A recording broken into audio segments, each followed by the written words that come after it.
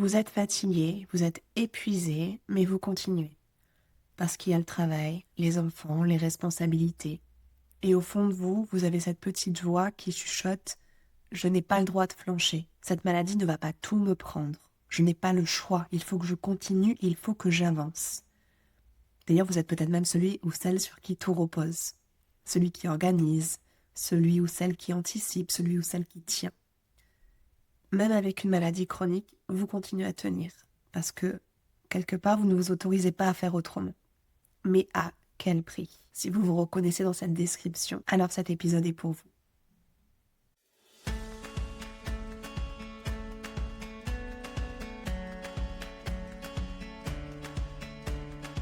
Bonjour et bienvenue dans le podcast S'apaiser, trouver l'équilibre face à la maladie. Je suis Lisa Brienne, psychosophrologue et thérapeute spécialisée dans l'accompagnement de la maladie. Je vis moi-même avec une sclérose en plaques depuis plus de 16 ans et comme vous, j'ai traversé toutes les phases émotionnelles qui accompagnent la maladie chronique, du choc initial à la recherche d'un nouvel équilibre. Dans ce podcast, je partage avec vous mon chemin vers l'apaisement, sans filtre et avec authenticité. Mais surtout, je vous propose des outils concrets, ceux que j'utilise au quotidien et ceux que j'enseigne aux personnes que j'accompagne, pour vous aider à trouver votre propre équilibre, quel que soit votre parcours de santé. Alors bienvenue dans cet espace où votre expérience est comprise et où la sécurité émotionnelle devient possible.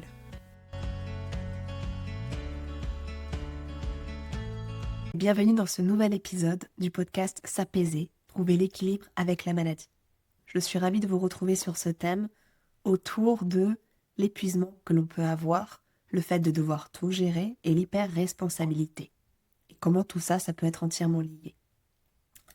Pourquoi cet épisode? Parce que je reçois beaucoup de personnes en consultation qui, même en vivant avec une maladie chronique, sont celles qui ne peuvent pas s'autoriser à flancher, qui sont celles trop souvent qui portent le plus. Aussi peut-être parce que je me reconnais beaucoup dans tout ce que j'ai traversé au cours de ces 17 années avec la sclérose en plaques. Peut-être beaucoup plus au début qu'aujourd'hui, puisque j'ai appris à avoir cette vigilance, cette attention à moi, mais c'est quelque chose qui je trouve qui est très récurrent. Pour la simple et bonne raison que l'hyper-responsabilisation, le fait d'être celui qui porte, qui tient, c'est très valorisé dans notre société. C'est très vu. On aime parfois inconsciemment être la personne qui est forte, qui tient le coup, malgré la maladie, malgré tout. Mais c'est très valorisé, mais c'est pas vraiment questionné. On ne se dit pas, mais qu'est-ce qu'il y a derrière ça? Et comment ce serait si je m'autorisais à lâcher prise?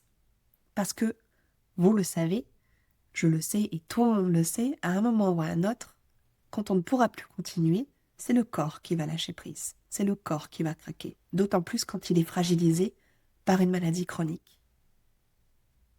En ce qui me concerne, pendant longtemps, j'ai tenu coûte que coûte. Quelque part, je peux dire aujourd'hui, avec le recul que j'ai, que chaque poussée que j'ai faite, c'était vraiment en lien à un moment où j'avais tenu, serré les dents, et à un moment, mon corps craquait. Il me donnait la permission, entre guillemets, de m'arrêter. La dernière fois que je l'ai vécu, c'était en 2020, avec une poussée qui m'a littéralement sclérosée au sens propre du terme. Je menais de front un travail où je voyageais énormément. J'adorais ça, voyager. Je faisais de la formation professionnelle, donc j'adorais ça. Je menais de front un déménagement puisque je changeais de région. Je revenais vivre dans le sud, à Montpellier. Je menais de front des tentatives pour avoir un enfant. Et je menais de front un blog où je partageais plein de choses et j'étais sur le point de devenir aussi thérapeute à côté. Tout ça me tenait à cœur. J'adorais tout ça. C'était que des projets enthousiasmants. Et je devais porter tout ça. J'avais envie de le porter.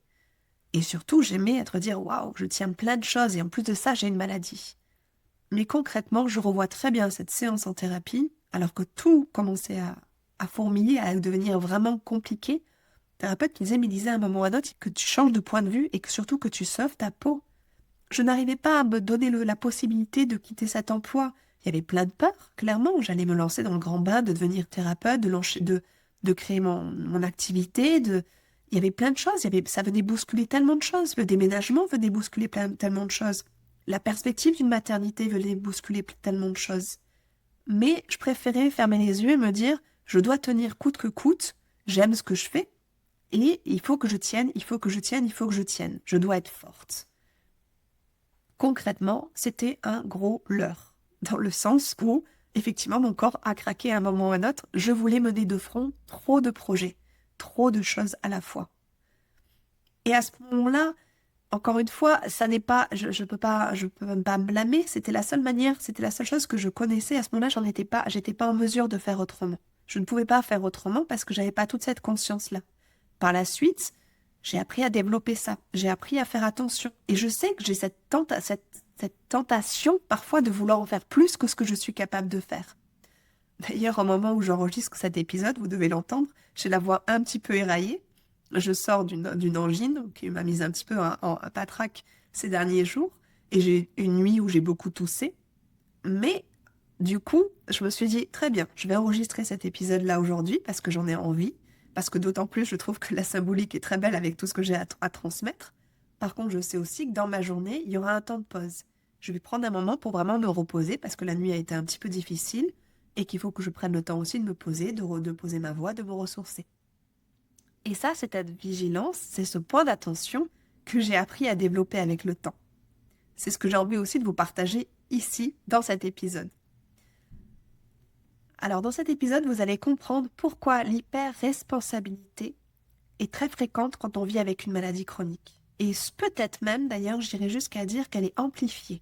Cette hyper-responsabilité, de fait, comme elle est valorisée par la société, on est tous tendance à beaucoup y aller, mais quand on a une maladie chronique, il y a quelque chose qui vient la rendre encore plus forte, encore plus présente. Si de base, vous étiez déjà dans cette notion de prendre beaucoup de choses sur les épaules et de tenir pour tout le monde, il est possible que cette maladie l'amplifie. Je vais vous expliquer pourquoi. Dans un deuxième temps, je vais vous expliquer aussi le piège qu'il y a et pourquoi elle va vous épuiser, certainement même plus que la maladie en elle-même. Tout ce qui se joue derrière tout ça. Ensuite, dans un troisième temps, je vais vous expliquer ce qui se cache derrière le fait et le besoin de tenir coûte que coûte, parfois même à notre détriment. Et enfin, je vous partagerai une stratégie pour éventuellement ajuster sans forcément avoir à renoncer à qui vous êtes. Si vous êtes quelqu'un qui aime donner, qui aime prendre soin des autres, l'idée n'est pas de renoncer à ça.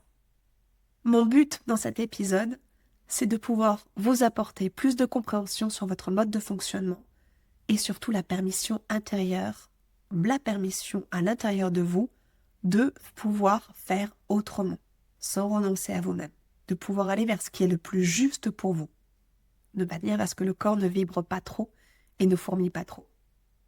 On est parti ?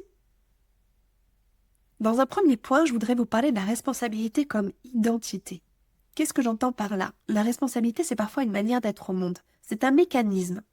Il y a beaucoup de personnes actives qui travaillent, qui vivent avec une maladie chronique et qui ont cette compréhension ou cette manière de voir les choses en se disant que je dois absolument être fiable. D'autant plus que vu que je suis malade ou que j'ai cette maladie-là, il faut absolument que je prouve encore plus que je suis fiable, que je peux tenir le coup, parce que je souhaite continuer à travailler.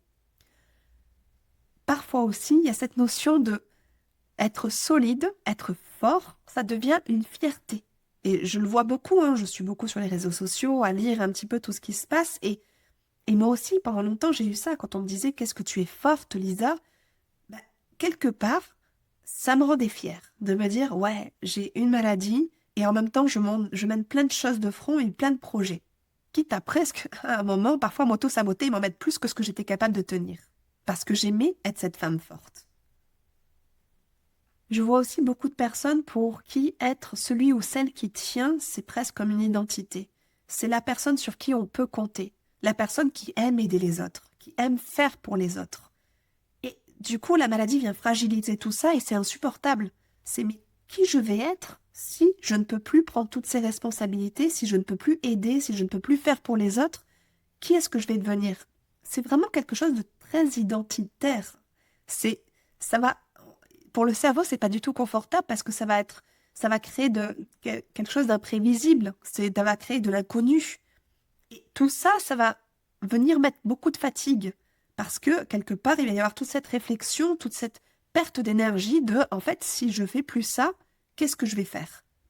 Comment je vais être au monde ? Qu'est-ce que je vais créer à la place si je peux plus faire ça ? Et il y a cette espèce d'épuisement, de lassitude, c'est terrible en fait, comment je vais pouvoir avancer ? Et du coup, l'effet qui vient contrebalancer, c'est il faut encore plus que je tienne coûte que coûte et que je serre les dents. Des personnes en thérapie qui vont être là, serrent les dents, je parle de leurs propres mots, je serre les dents, je me dis même pas mal, je continue, je parle surtout pas du fait que je suis malade. euh, et c'est ça qui est intéressant aussi à les regarder, c'est que d'ailleurs très souvent les symptômes sont au niveau de la bouche, de la mâchoire, parce qu'il y a cette notion vraiment de serrer les dents, d'être plus fort, de ne pas vouloir lâcher prise, mais parce que encore une fois, pour le cerveau qui dit lâcher prise, c'est l'effondrement complet et je ne suis plus capable de rien. C'est très binaire, alors qu'en fait, ça n'est pas le cas. C'est trouver une solution, un ajustement pour pouvoir faire sans se mettre en vrac, clairement. C'est vraiment cette notion de se dire, mais si je ralentis, en fait, je suis qui?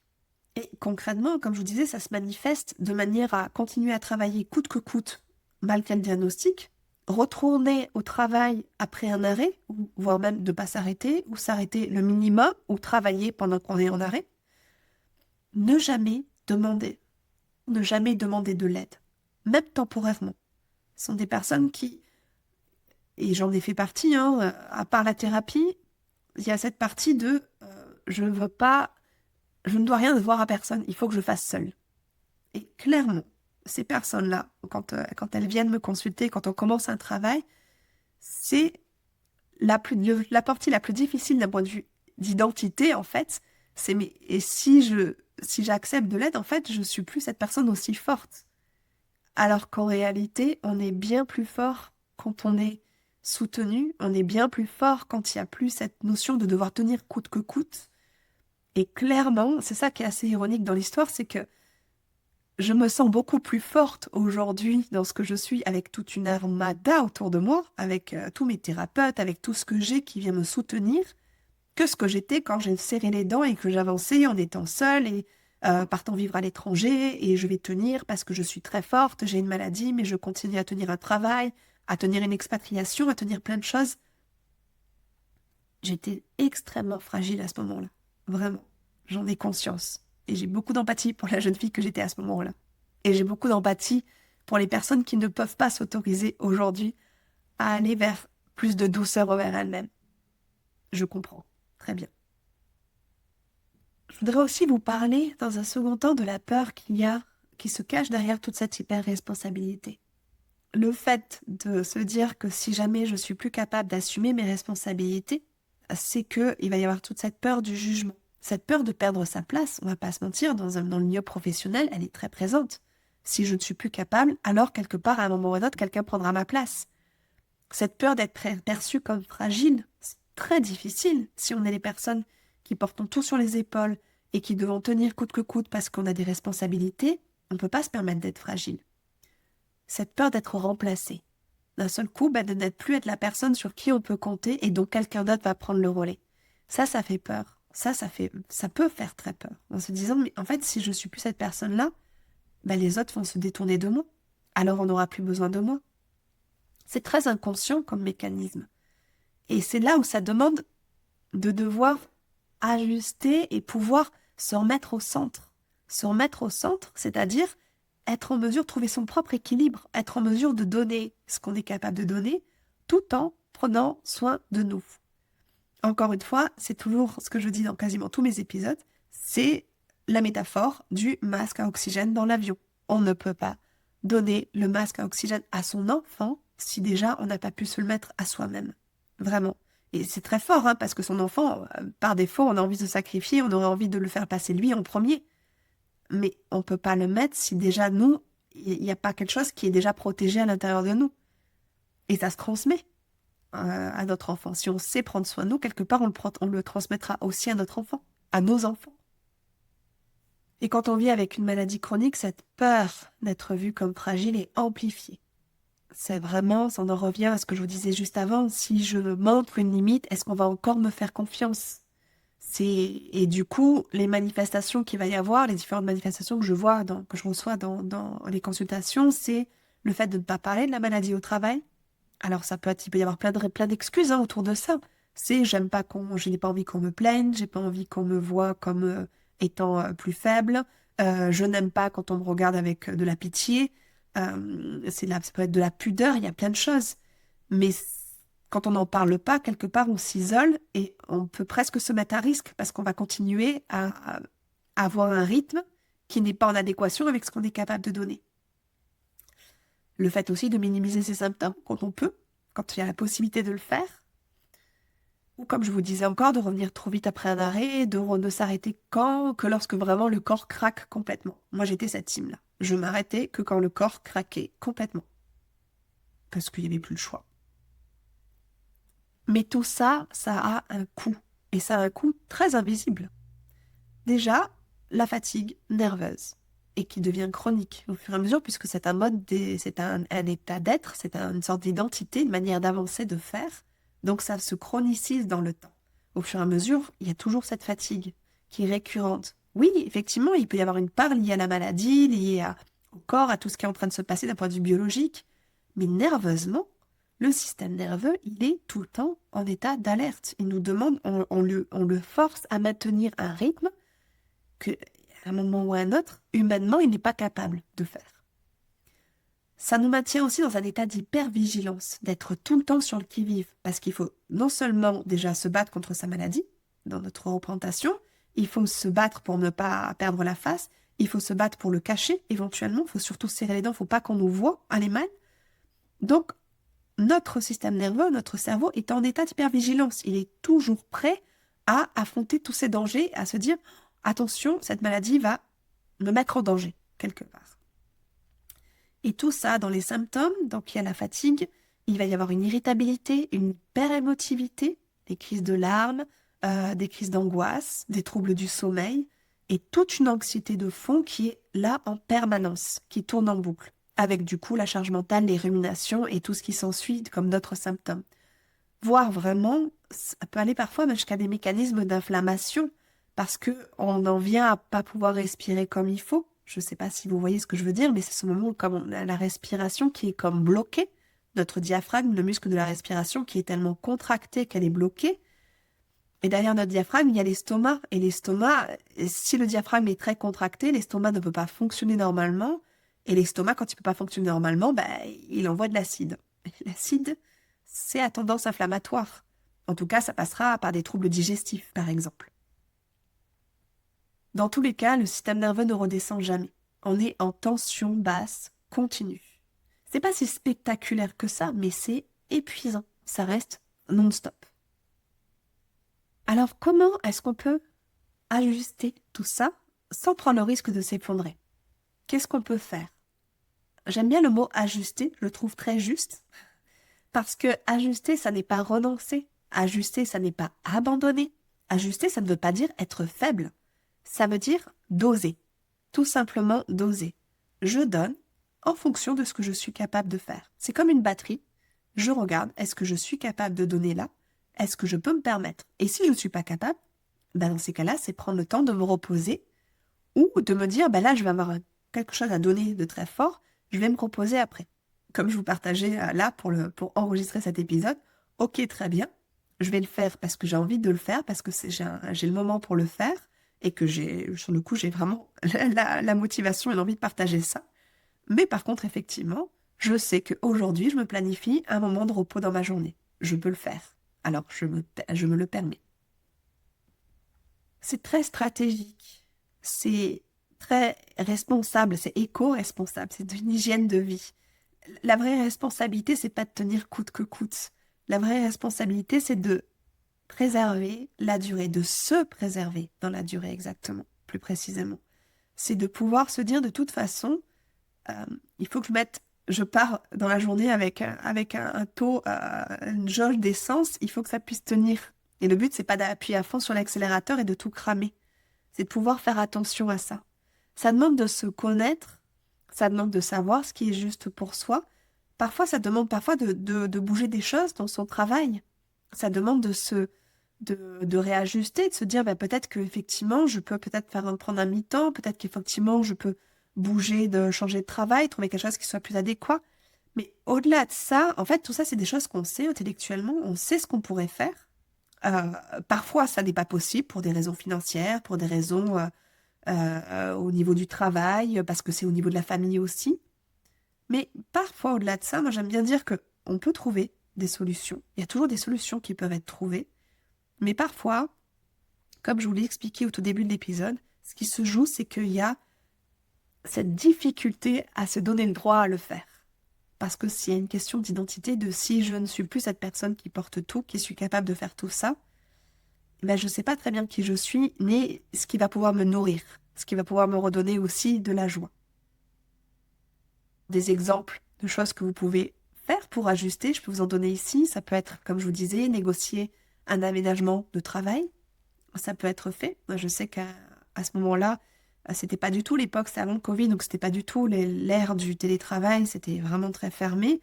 Mais j'ai osé un jour not dire que j'avais une sclérose en plaques, mais j'ai mis quand même 5 ans avant de pouvoir le dire, et dire que j'avais besoin de télétravail. Mais dans la justesse, c'était peut-être que ce serait une demi-journée par semaine, une fois de temps en temps, mais juste quand je sens que je peux pas, avant de craquer, je voudrais m'autoriser à faire du télétravail.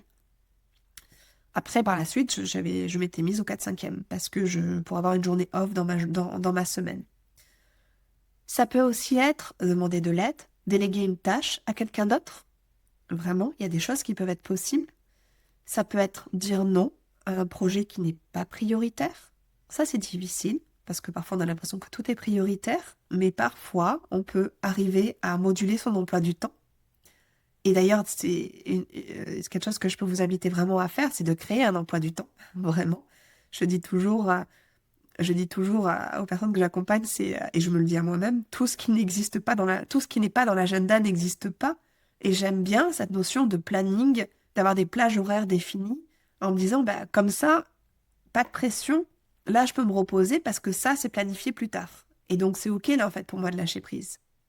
C'est OK pour moi, là, de me dire, bah, aujourd'hui, comme tout ce que j'ai à faire est déjà planifié pour plus tard, bah aujourd'hui, je me donne le droit de me poser et d'y aller plus tranquillement et de faire quelque chose qui va me faire du bien. Ça peut être du coup, comme je vous ai expliqué, vous autoriser à avoir des plages de récupération. Je donnais aussi cet exemple à une personne qui partait faire un séminaire professionnel sur un week-end. C'est OK, très bien, mais dans ces cas-là, peut-être planifier le lundi off, de prendre sa journée du lundi pour se reposer, ou qui voulait s'autoriser un week-end pour faire la fête avec les amis et qui se demandait si avec sa maladie, il pouvait vraiment s'autoriser ça. Il savait qu'il allait rentrer très fatigué. Ok, très bien, mais dans ces cas-là, on peut ajuster la semaine en fonction. C'est vraiment cette notion de principe de réalité par rapport à tel événement. L'idée, c'est pas de se brimer en se disant avec la maladie, je peux plus rien faire. C'est ok, mais comment je peux construire ça de manière la plus juste, la plus sereine et qui ne va pas me mettre en danger?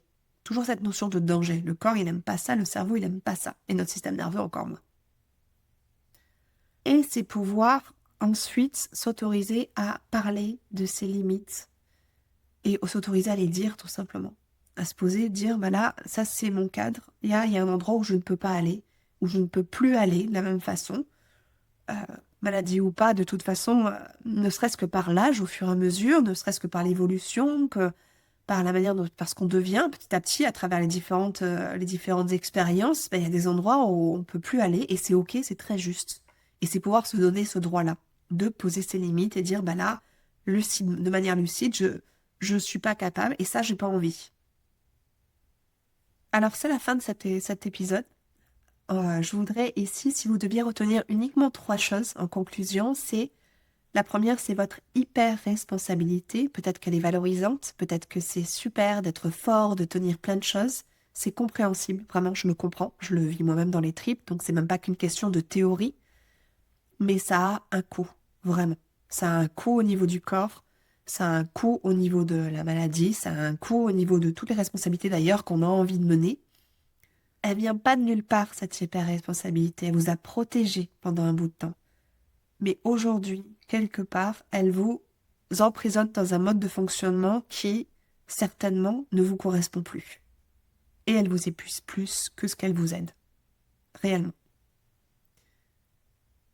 Notre deuxième point ici à retenir, c'est que s'arrêter, ça n'est pas abandonner.